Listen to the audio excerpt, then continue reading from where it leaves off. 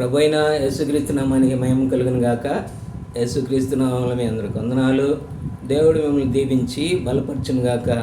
మంచిది దేవుడి బిడ్డలారా, పరిశుద్ధ గ్రంథం బైబిల్ దేవుని వాక్య భాగాన్ని చదువుకుందాము. 92వ కీర్తన మొదటి వచనం నుండి కొన్ని వచన భాగాల్ని చదువుకుందాము. యెహోవాను స్తుతించుట మంచిది, మహోన్నతుడా నీ నామమును కీర్తించుట మంచిది.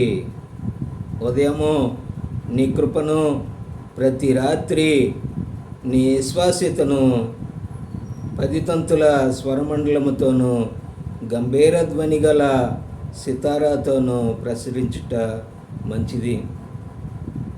దేవుని యొక్క విషయంలో మనం గమనించినట్లయితే యెహోవాను స్తుతించుట మంచిది. యెహోవాను స్తుతించుట మంచిది. ఎందుకంటే దేవుడి బిడ్డలారా, దేవుడు స్తుతులకు పాత్రుడుగాను ఆరాధనలకు యోగ్యుడుగాను ఉన్నాడు. కాబట్టి అటువంటి దేవుణ్ణి స్తుతించుట ఎంతో మంచిది. యెహోవాను స్తుతించుట మంచిది. నిజంగా ఆయన మహోన్నతుడా నీ నామమును కీర్తించుట మంచిది. దేవుడు మనకు మహోన్నతుడుగా ఆయన నామాన్ని కీర్తించులాగన తన ప్రజలైన వారిని ఆయన స్వరత్వం ఇచ్చి సంపాదించిన సంఘంలో చేరి దేవుని హృదయపూర్వకంగా స్తుతించాలి, ఆయన నామాన్ని ఘనపరచాలి, ఆయన్ను మనము హెచ్చించాలి. ఎందుకో తెలుసా?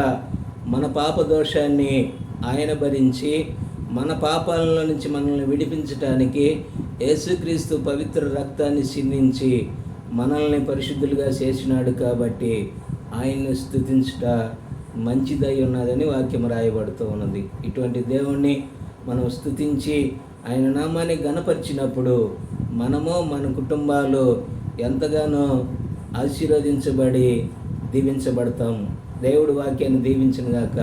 ప్రార్థన చేసుకున్నాం. మహాపురుషుడు తండ్రి, నిన్ను స్తుతించడం ఎంతో మంచిది. కాబట్టి ప్రభువా, నీ కృపలో బలపరిచి ముందుకు నడిపించి అన్ని విషయాల్లో తోడుగా ఉండి నీ బిడ్డల కుటుంబాలని 30 దంతలు 60 దంతలు 100 అంతలుగా దీవించమని యేసు ప్రభు నామములో ప్రార్థించి అడిగి వేడుకొనుచున్నాం మా తండ్రి.